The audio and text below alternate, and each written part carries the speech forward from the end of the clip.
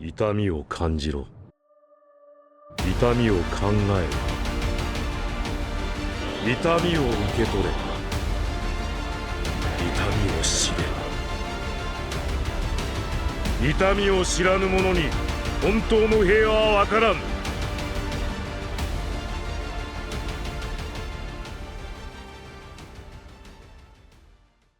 Wesh wesh, canne à pêche, c'est Aspros et aujourd'hui au programme, on va parler d'un personnage sous-coté. Mais quand je dis sous-coté, je pense qu'il s'agit très certainement du personnage le plus sous-coté de ce manga. Que ce soit dans la partie 1 ou dans la partie 2, Kabuto est un véritable monstre de puissance et beaucoup ont tendance à le sous-estimer pour des raisons que j'évoquerai dans quelques instants. Mais bref, comment faire pour vous démontrer que Kabuto est beaucoup, mais genre beaucoup plus fort que ce que vous imaginez? Eh bien tout simplement, on va analyser la puissance de Kabuto de manière séquencée et chronologique en partant de Kabuto de la partie 1 à Kabuto Modernite. Une fois que ce sera fait, je vais vous révéler là où je le situe en termes de puissance par rapport à ses capacités. Je vais le comparer à certains ninjas, je vais le comparer à certains groupes de ninjas et je vais vous démontrer que Kabuto peut s'asseoir à la table des mastodontes de cette série. Mais avant de commencer cette analyse de qualité made in Aspros, on va revenir sur le pourquoi du comment du quoi du pourquoi Kabuto est aussi sous-estimé. Eh bien dans la partie 1, je pense que c'est surtout parce qu'il ne fait pas d'écran de fumée si je puis dire. Il a pas des techniques où on va se dire waouh, quel boss! Quand on voit Lee se battre avec Gaara, il nous impressionne avec sa condition physique et l'ouverture de ses portes. Quand Neji se bat, il nous impressionne avec la finesse de son style. Quand Kabuto se bat, il semble très basique et c'est ce qui fait que selon moi, beaucoup le sous-estiment.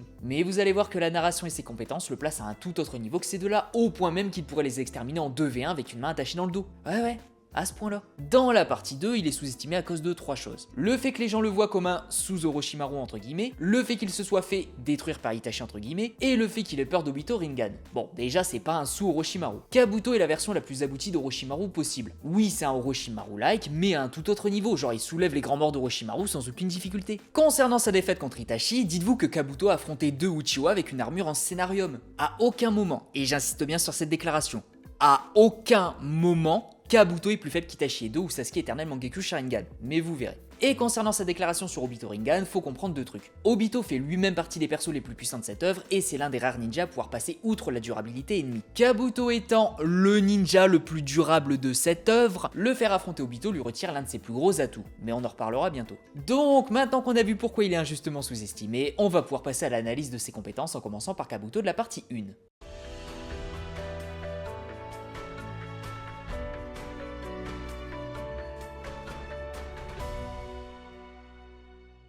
Alors, Kabuto est plutôt bien mis en avant dans la partie 1 et on va pouvoir analyser sa puissance narrative et sa puissance analytique. Concernant sa puissance narrative, on a un élément récurrent qui permet de le scale à peu près, les multiples comparaisons avec Kakashi. À plusieurs reprises, Kabuto est directement comparé à Kakashi. Ce qui est intéressant, c'est que cette comparaison est faite par les Sannin. On parle quand même des Sannin, donc des ninjas qui ont sans doute beaucoup de connaissances sur les capacités de chacun, et ces trois-là ont comparé Kabuto à Kakashi. Peut-être pas pour dire que s'il devait y avoir un combat entre les deux, ça finirait en ex-aequo, mais c'est possible qu'il faisait référence à une sorte de puissance globale sans prendre en compte le match-up. L'idée est donc que Kakashi et Kabuto joueraient dans la même catégorie, ou alors dans une catégorie quasiment similaire, à savoir des Jonin d'élite. Le fait que cette déclaration vient de 3 personnages différents, notamment des Sannin, donc des êtres à part parmi les ninjas, ça a un certain poids. Surtout que dans la partie 1, Kabuto et Kakashi étaient dans une sorte de dynamique où les deux allaient s'affronter. On a eu le préquel pendant que Kabuto tentait d'éliminer Sasuke. Kakashi est intervenu et Kabuto s'en est sorti comme un chef. Kakashi lui-même était en mode bon, ce gamin est vraiment chaud, va falloir que je me bouge les fesses pour rester au niveau. Surtout que juste après, on voit Kakashi s'entraîner parce qu'il se trouve rouillé. Il a vu Kabuto et il s'est dit qu'il fallait absolument qu'il soit dans les meilleures conditions pour pouvoir gérer ce genre de menace. Kakashi a vu Kabuto comme une menace à ce point. Et par la suite, quand Suna a attaqué Konoha, Kakashi et Kabuto étaient en face à face. On ne sait pas s'ils se sont battus ou autre, mais on a encore une fois une opposition entre les deux. Cette dynamique, plus le statement de 3 personnages aussi sages que les Sannin, devrait être suffisant pour imaginer que Kabuto et Kakashi sont relativement proches niveau puissance globale. Ce sont tous les deux des Jonin dont la valeur est reconnue par des ninjas aussi puissants que les Sannin. On a même un autre statement intéressant. Quand Kabuto affrontait Tsunade, cette dernière indiquait que son instinct surpasse le sien à son apogée. Son instinct dans l'exécution de ses techniques précisément, mais elle reconnaît également son intelligence formidable. Ça fait que Kabuto, en plus d'être comparé à Kakashi niveau puissance globale, est comparé à Tsunade à son apogée dans certains domaines. Un Jonin capable d'égaler, voire surpasser un Sannin dans certains domaines. Kabuto, narrativement parlant, se situe entre le Jonin d'élite et le Sannin. S'il avait vraiment voulu, Kabuto aurait marché sur la compétition compétition pendant l'examen Chunin. En vrai, il y avait personne pour le tester, même pas Neji et Gaara. Concernant sa puissance analytique, Kabuto possède moult compétences de ninja, médecin, assassin. Déjà, on va devoir parler de son intelligence comme base. Kabuto est l'un des ninjas les plus intelligents de la série et sa faculté d'analyse est vraiment du niveau des meilleurs. C'est-à-dire qu'il peut analyser la situation d'un claquement de doigts et élaborer le plan parfait pour prendre avantage de la situation, même quand il est face à un adversaire plus fort que lui. Il a par exemple super bien géré contre Tsunade malgré la différence de niveau. C'était Tsunade rouillé, mais Tsunade quand même. Il suffit de re-regarder leur combat pour comprendre sa précision chirurgicale dans l'analyse et la compréhension de la situation. Dès le début du combat, il a sectionné assez profond ses biceps et quadriceps pour l'empêcher d'utiliser sa force herculéenne. Il a frappé Tsunade avec suffisamment de précision pour le handicaper au niveau de sa respiration, mais sans la tuer. Quand elle lui a court-circuité son système nerveux et qu'elle lui a inversé les contrôles de son corps, il a capté quel geste enclenche quel mouvement et a pu se déplacer quasiment aussi bien que d'habitude. Il s'est adapté en quelques instants. Niveau intelligence, il a même réussi à prendre de court Kakashi, l'un des plus grands génies du manga. Bref, Kabuto peut analyser une situation et trouver la méthode la plus efficiente pour en tirer avantage. Mais surtout, son intelligence et ses connaissances précises sur le corps humain vont lui permettre de rendre beaucoup plus efficace ses jutsu. Déjà, il utilise majoritairement des scalpels de chakra qui peuvent sectionner des muscles, des tissus, des os, bref, tout ce qui se trouve à l'intérieur du corps. Comme je l'ai rappelé juste avant, il a pu sectionner une partie du biceps et du quadriceps de Tsunade pour l'empêcher d'utiliser ses capacités de base. Il peut également clouer au sol son adversaire en lui sectionnant des morceaux de la jambe. Se faire toucher par ses scalpels endommage obligatoirement puisque le fonctionnement se rapproche du Juken. Ce que Kabuto sectionne n'est pas visible de l'extérieur, mais il sectionne l'intérieur du corps. Vous n'avez pas la possibilité de renforcer la résistance de votre carotide par exemple, donc se faire toucher par les scalpels de chakra de Kabuto est létal, peu importe votre niveau. Et du coup, ça fait que Kabuto peut gérer vraiment beaucoup de monde. Son intelligence va lui permettre de se créer des ouvertures et son ninjutsu va lui permettre de quasi one-shot son adversaire. La seule limite à cette strat va être sa condition physique, genre sa vitesse, mais c'est pas une grand-mère estropiée. Il peut aller assez vite, suffisamment pour inquiéter Tsunade et Kakashi. En dehors de ça, il peut utiliser des techniques de soins de très haut niveau, suffisamment pour attirer l'attention d'Orochimaru. Par exemple, il a pris un Rasengan en pleine poire en étant bien vidé de son chakra et il a survécu. Il a fini HS pendant quelques instants, mais il a pu se relever très peu de temps après. Techniquement, Kabuto a battu Naruto, qui lui serait mort sans l'intervention de Tsunade. Et même si on se dit que c'est surtout Kyuubi qui l'a sauvé, ce que je pense pas d'ailleurs, Kabuto a été le premier à se relever. Croyez-moi, il n'y a pas beaucoup de monde capable de tanker un Rasengan avec son corps. Mais sinon, il pourrait utiliser d'autres capacités plus situationnelles.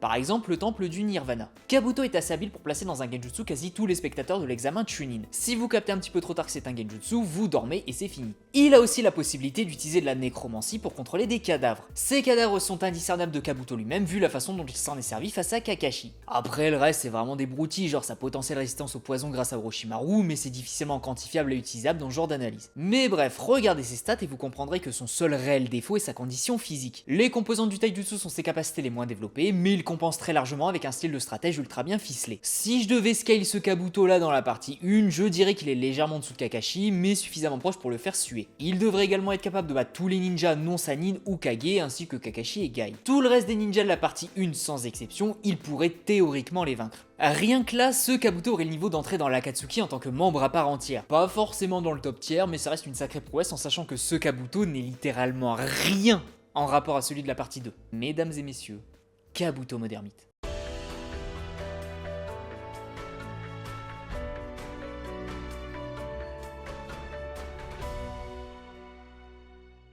Alors, Kabuto Modermite. Comment expliquer ?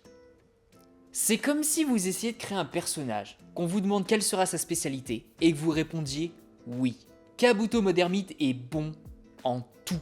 Il n'y a pas un domaine dans lequel il n'est pas bon. Ce Kabuto est l'un des pires adversaires du manga à cause de sa versatilité folle. Par exemple, Pain est super versatile, mais c'est de la rigolade à côté de Kabuto. Il y a tellement de trucs à dire que je vais essayer d'être archi organisé pour ne pas vous perdre. Bonne chance à moi. Déjà, il a fait beaucoup de modifications sur son corps pour utiliser les capacités de pas mal des sbires d'Orochimaru. Et quand on sait que les sbires d'Orochimaru ont tous des capacités uniques, ça donne le ton. Alors, on va commencer par la base. Kabuto est un ermite parfait, c'est-à-dire qu'il peut passer en mode ermite sans aucun contre-coup. Par contre, c'est un ermite à une échelle complètement différente de celle de Naruto. Lui est en mode ermite en permanence et ne fait qu'un avec la forme. Comme je l'ai dit juste avant, Kabuto a fait des expériences sur son corps et s'est implanté les capacités des sbires d'Orochimaru. Parmi ces sbires se trouve Jugo. Pour faire simple, le clan de Jugo accumule naturellement de l'énergie naturelle en mode capacité passive. Ça fait que Kabuto, grâce aux capacités de Jugo, accumule en permanence de l'énergie naturelle et peut rester indéfiniment en mode ermite. Il n'est donc pas limité en termes de temps et en termes de chakra. Puisqu'il reçoit en permanence de l'énergie naturelle, il est théoriquement quasi limité niveau endurance. Kabuto est donc un ninja qui va va obligatoirement être plus endurant que son adversaire à cause de sa récupération folle de chakra. Son chakra sera rechargé en continu grâce au mode ermite, et ce mode ermite est infini puisqu'il absorbe sans cesse de l'énergie naturelle. Fukasaku a même indiqué qu'un ermite consomme moins d'énergie et le récupère plus vite. Imaginez Kabuto. Concernant le mode ermite plus précisément, les avantages sont légion. Toutes les capacités physiques et spirituelles seront boostées. Ninjutsu, taijutsu et genjutsu seront d'un tout autre niveau. Par exemple, le katane de Jiraiya ermite est au moins 10 fois plus puissant que son katane de base. On peut donc dire sans trop de problème que Kabuto aura au minimum le même boost. Il y a aussi le côté perception qui va être intéressant. En mode ermite, Kabuto a des capacités de perception venues d'un autre monde. Il a réussi à esquiver la flèche de Susanoo de Sasuke Eternumangeku Sharingan à bout portant en étant à l'intérieur d'un serpent et en étant aveugle.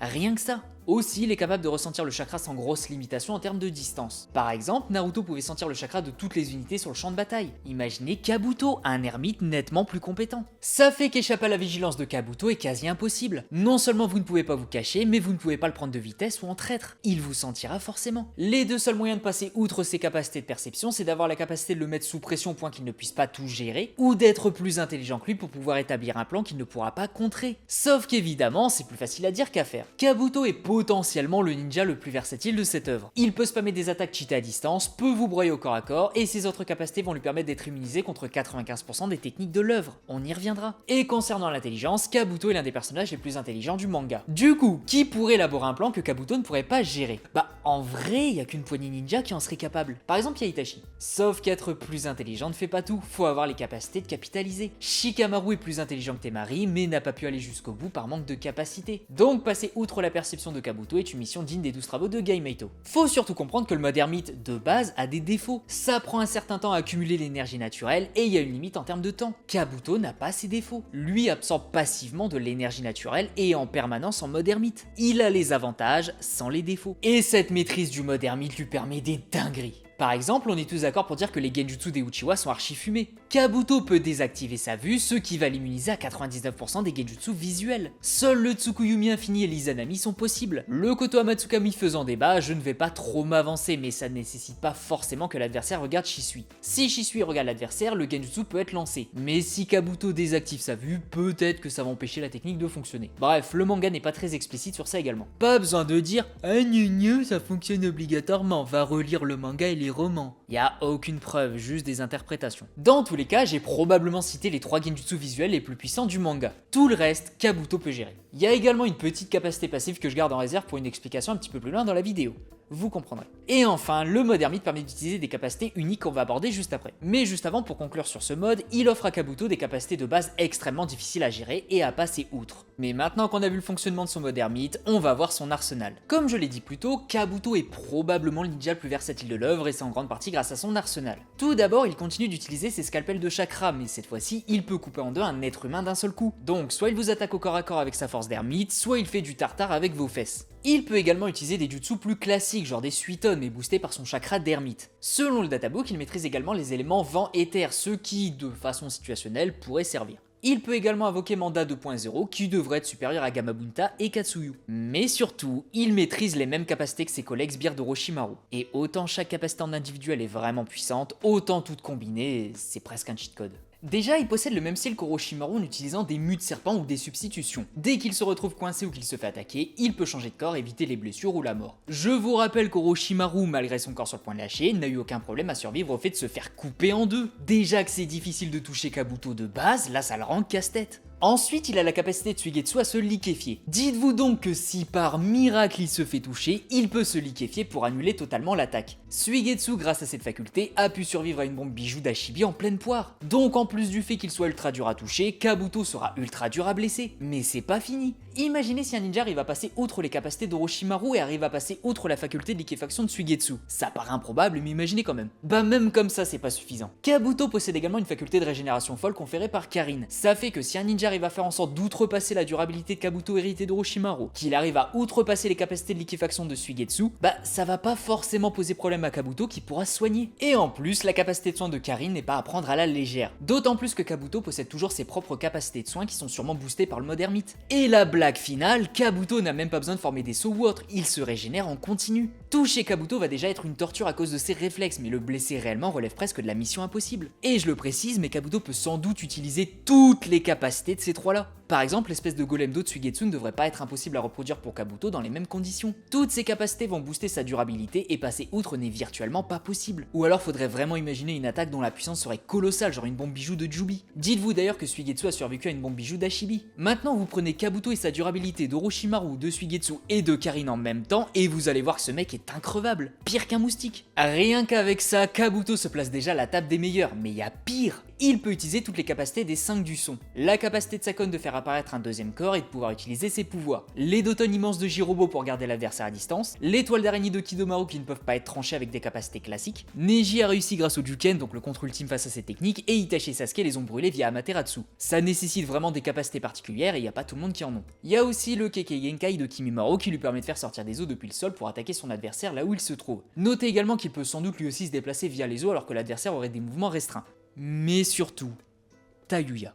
On en parle dans quelques secondes. Ça, c'était le pouvoir de ces 4 capacités individuellement. Kabuto peut non seulement les spammer, mais il peut les enchaîner rapidement, au point même qu'on puisse parler de simultanément. Il a utilisé Kimimaro et Kidomaru à 2 endroits différents de la salle pour attaquer les frères Uchiwa des 2 côtés. Eux, ils étaient 2, donc ils ont pu se diviser la tâche, mais imaginez en 1 contre 1. Et pendant que les deux se sont repositionnés juste après ça, ils se sont fait avoir dans le Genjutsu Tayuya. Kabuto peut vraiment tout enchaîner et mettre une pression folle à ses adversaires. Les ninjas capables de gérer ces différentes offensives ne sont déjà pas nombreux, mais le plus terrible arrive. Les pouvoirs de Jirobo, Kidomaru, Sakon et Kimimaro représentent ses capacités à mettre une pression folle à ses adversaires. Kabuto va les utiliser majoritairement pour préparer le terrain parce que se défendre contre ça va nécessiter des capacités vraiment particulières. Parce qu'à votre avis, combien de ninjas peuvent contrer l'étoile de Kidomaru ? Vous allez pouvoir m'en citer quelques-uns. Mais combien sont capables de contrer l'étoile plus les autres Kimimaro en même temps? Beaucoup moins. Et combien vont pouvoir contrer ça plus un 2 tonnes de Jirobo, plus les scalpels de chakra entre deux, plus les Suiton. Bref, y a pas grand monde. Mais dites-vous qu'offensivement parlant, tout ça ne représente vraiment rien face au danger de Kabuto. Kabuto peut utiliser 4 capacités offensives vraiment cheatées. Je sais même pas dans quel ordre les citer tellement c'est absurde. Mais on va commencer par Tayuya. Kabuto peut utiliser le genjutsu de la flûte de Tayuya. Ce genjutsu est un genjutsu auditif capable de prendre d'un coup Itachi et Sasuke en même temps. La flûte de Tayuya a pu prendre Itachi dans un genjutsu, le mec considéré par beaucoup comme étant le boss final du game dans la matière. Et la seule raison pour laquelle Itachi et Sasuke s'en sont sortis, c'est parce qu'ils étaient 2. Ce genjutsu empêche totalement l'adversaire de bouger, donc sauf si on peut activer des techniques sans bouger comme Shikamaru et sa manipulation des ombres, on est mort. Itachi a eu besoin de Sasuke et inversement. Posez-vous la question, qui dans l'univers de Naruto peut gérer ce genjutsu en solo? Il y a quasi personne. Et c'est pas comme si ces techniques nécessitent de grosses préparations. Tayuya joue de la flûte et les adversaires sont prisonniers du genjutsu s'ils l'entendent. Vous avez beau être dans un Susanoo caché derrière un rocher bien à l'abri du regard de Kabuto, ça changera rien. Vous l'entendez, le match il est fini. Et peu importe votre durabilité, le genjutsu passe outre. Wesh! Ensuite, on a la capacité de prendre le corps de son adversaire pour assimiler ses pouvoirs. Kabuto peut créer le serpent blanc d'Orochimaru et absorber son adversaire pour utiliser ses pouvoirs. Kabuto est littéralement Kirby. Mais en quoi c'est terrible? Si Kabuto arrive à toucher l'adversaire, il ne le tue pas, il l'assimile. Ça fait que la durabilité ennemie va être inutile ici. Kabuto pourrait littéralement vaincre Hidan en lui prenant son corps et ses capacités. Peu importe son immortalité, il pourra pas contrer Kabuto. Et bien évidemment, si Kabuto récupère une nouvelle capacité, il devient plus fort. En fonction de l'adversaire, ça va pas forcément changer grand chose. S'il récupère les pouvoirs de Konohamaru, il sera pas forcément beaucoup plus puissant. Mais s'il avait récupéré Sasuke pendant la guerre, il aurait pu avoir le Sharingan. Mais on va pas rentrer sur ce terrain. Vient ensuite la transmigration inorganique. Cette capacité permet à Kabuto d'insuffler du chakra dans quelque chose qui n'est pas vivant, genre des stalagmites, pour se servir d'eux. Le truc, c'est que quasi tout ce qui se trouve sur un champ de bataille est inorganique. Ça fait que Kabuto peut utiliser cette capacité sur le sol, sur les cailloux, sur les maisons, sur vraiment n'importe quoi. Et dès que c'est fait, il peut attaquer théoriquement son adversaire depuis littéralement n'importe où. Quand il a attaqué Sasuke, il l'a fait de plein d'endroits différents en même temps pour empêcher toute possibilité de contre. Alors bien sûr, l'efficacité de cette capacité dépend du terrain. Un lieu fermé, genre avec des murs et un toit, permet d'encercler plus facilement son adversaire. Mais même un terrain vague peut être utile. Ça fait que Kabuto peut, en théorie, profiter à chaque fois du terrain pour s'en servir à son avantage. Et enfin, la technique la plus fumée de Kabuto. Une technique si puissante et pourtant une technique si sous-estimée. Senpo, la rage blanche.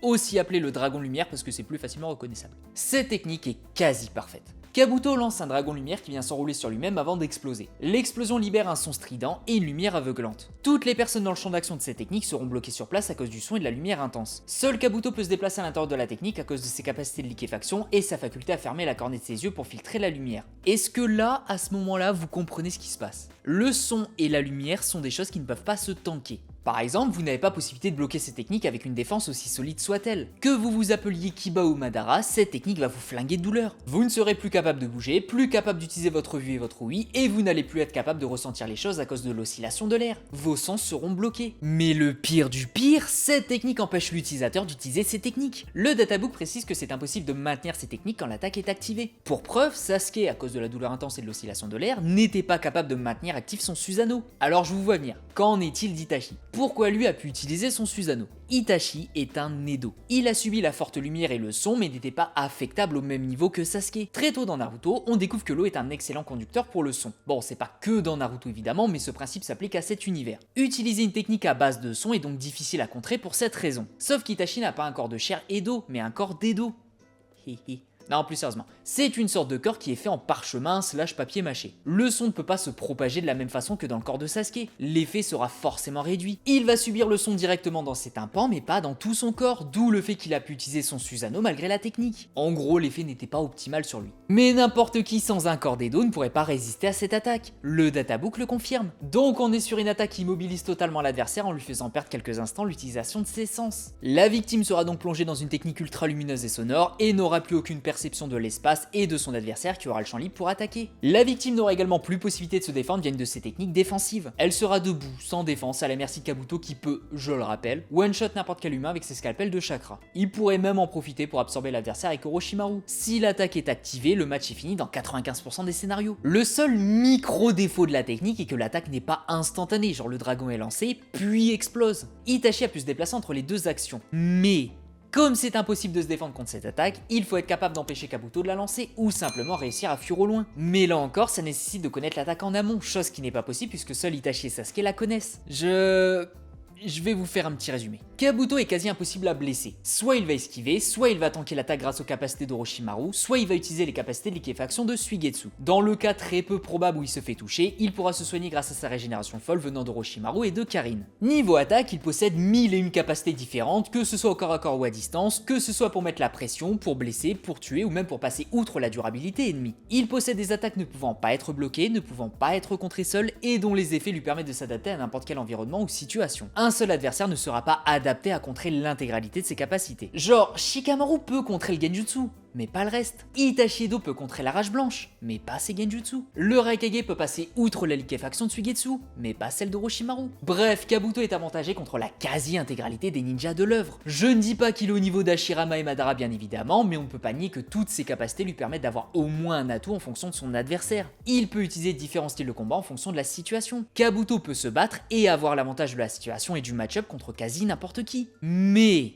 il y a une capacité que je n'ai pas encore abordée. Kabuto peut également utiliser l'Edo Tensei, et bordel, il peut en ramener des ninjas compétents. S'il ramène un ninja, il pourra inclure son style de combat aussi, ce qui va être encore plus difficile à gérer. Souvenez-vous de toutes les capacités de Kabuto et de la torture que c'est de l'affronter. Imaginez affronter Kabuto et en même temps l'Akatsuki. Imaginez donc affronter Kabuto protégé par Nagato, Kakuzu, Deidara, Sasori et le solo King Itachi. Imaginez Kabuto protégé par les anciens Kage, par certains ninjas légendaires comme Hanzo et Shio, et ces personnages devront être scellés. Essayez de me citer des ninjas capables de non seulement vaincre l'Akatsuki, mais qui plus est en les scellant ou en les immobilisant. Puis essayez d'imaginer un ninja capable de faire ça, et de vaincre Kabuto malgré tous les avantages que j'ai cités plus tôt. Surtout qu'en plus, ramener des ninjas à la vie via les Tensei rapide. S'il invoque l'Akatsuki devant Obito, pourquoi il pourrait pas invoquer tout son arsenal pendant que l'adversaire gère l'Akatsuki? Et seulement une infime partie des ninjas de ce manga peuvent gérer autant de ninjas légendaires d'un coup, et encore moins peuvent gérer tout ça et ensuite affronter Kabuto. Bon, là je vais devoir dire la vérité sur Kabuto. Kabuto est un ninja qui était trop fort à un moment donné du manga. Il était si fort qu'il n'y avait littéralement rien dans le manga pour l'arrêter comme technique. Amaterasu, Tsukuyumi, Bombijou, peu importe, il y avait rien qui aurait été efficace sur lui. L'auteur a dû créer une technique sortie de nulle part et qui vient parfaitement s'adapter à Kabuto pour le vaincre. C'est l'auteur qui dit « Tiens Bob l'éponge, prends de la kryptonite et va battre Superman, il est trop fort, faut le supprimer ». Kabuto ne peut être vaincu que de très peu de façons différentes. Et même comme ça, c'est super limité. Izanami a fonctionné une fois sur Kabuto, sauf qu'Itachi avait besoin d'être couvert par Sasuke. Dans un match 1 contre 1, c'est quasi inutilisable. Et même Kabuto est sorti de la technique à un moment donné. Ça fait que là, à l'instant T, il n'est plus affectable par cette technique. Faudrait le sceller sinon, mais encore faut-il avoir les capacités de le toucher. C'est un ennemi parfait, et même Sasuke et Itachi en 2v1 galéraient. Alors oui, ils cherchaient pas à le tuer, mais en vrai, ils avaient juste pas le pouvoir de le faire. Et dans tous les cas, ils peuvent se retenir en attaque, mais il n'y aurait aucun intérêt de réduire leur vitesse d'exécution. Ou alors faudrait l'envoyer dans une autre dimension, genre Kamui. Mais encore une fois, comment faire avec un ermite parfait de son niveau qui peut invoquer une armada avec lui et qui possède certaines des techniques les plus cheatées du Naruverse? Et la dernière solution, c'est de le désintégrer au point que sa régénération ne fonctionnerait pas. Genre Naruto ou Sasuke Rikudo qui lancent une attaque et le font disparaître totalement au niveau moléculaire. Donc, ce Kabuto de la partie 2 est un des ninjas les plus puissants qui existent. Même sans l'Edo Tensei, je vois pas perdre contre des membres de l'Akatsuki en 1v1. Il va écraser tout le monde. Seul Obito Masque Orange aura ses chances, mais même lui ça va être tendu à cause des techniques sonores de Kabuto. Et avec l'Edo Tensei, il pourrait même prendre toute l'Akatsuki en même temps. Obito Masque Orange faisait le fou, mais il connaissait pas la puissance de ce Kabuto, et il n'avait pas le niveau pour gérer une équipe composée de Kabuto, Itachi et Nagato. Je ne vois pas non plus Kabuto se faire battre par les 5 Kage. Même en 5 contre 1, c'est lui qui va leur mettre la pression grâce à ses capacités. Et là je prends même pas en compte l'Edo Tensei. Son seul véritable combat dans cette forme a été une défaite, mais il y a tout qui jouait contre lui. Dans un match retour, Izanami serait inutilisable, donc je vous laisse imaginer le combat. Tsukuyomi, Amaterasu, Susanoo, Flèche de Susanoo, Yasaka Magatama, Miroir de Yata, Épée Totsuka, Shidori, y a rien qui fonctionnerait sur Kabuto. Il peut tout esquiver. Il pourrait même tout tanker en dehors de l'épée de Totsuka. Les gars, ils ont rien contre lui. Kabuto les soulève. Kabuto Medermi devrait, selon moi, scale dans les environs d'Obito Rinnegan. Il va peut-être pas le battre, mais un affrontement entre les deux sera assez complexe. Après, si Obito a accès à sa version des 6 corps de Pain, Kabuto risque de finir en sac à main. Mais bon, même les meilleurs ont leurs limites. Dans tous les cas, je pense faire un jour un débat entre ces deux-là. La déclaration de Kabuto peut nous indiquer qui est le plus fort, mais il y a tellement d'axes d'analyse que l'exercice serait quand même intéressant. Mais c'est l'heure du résumé final avant la conclusion. Kabuto dans la partie 1 est un ninja très compétent et assez polyvalent. Il scale dans les environs de Kakashi et devrait être capable de gérer des Jonin à tour de bras. Il était même chaud pour se taper 10 embouts ce psychopathe. Dans la partie 2, son niveau va être colossalement supérieur à avant. Très peu de ninjas seront capables de le vaincre. À la louche, je dirais Madara, Shirama, Tobirama, Minato, Bitoringan et Naruto KCM2 mode ermite. Le reste devrait se faire foudroyer. Mais bref, cette vidéo est maintenant terminée. J'espère qu'avec cette vidéo, vous avez capté un petit peu plus le véritable pouvoir de Kabuto. C'est un ninja qui est trop dur à ne serait-ce qu'affronter, alors le battre, c'est réservé à une certaine élite. J'espère juste que vous ne penserez plus que Kabuto se fait battre par des membres de l'Akatsuki, qu'il se fait battre par Orochimaru ou qu'il peut se faire gérer par Itachi en 1v1. C'est pas vrai. Mais allez, des bisous les gens, prenez soin de vous et on se retrouve la prochaine fois pour un nouvel épisode des équipes de Konoha. Parce que 70 000 vues là, on est où? C'est quoi ce score? Bien sûr qu'on va en refaire si ça vous plaît. Et d'ailleurs j'ai plein d'idées de ce type, donc on verra. Mais allez, bisous.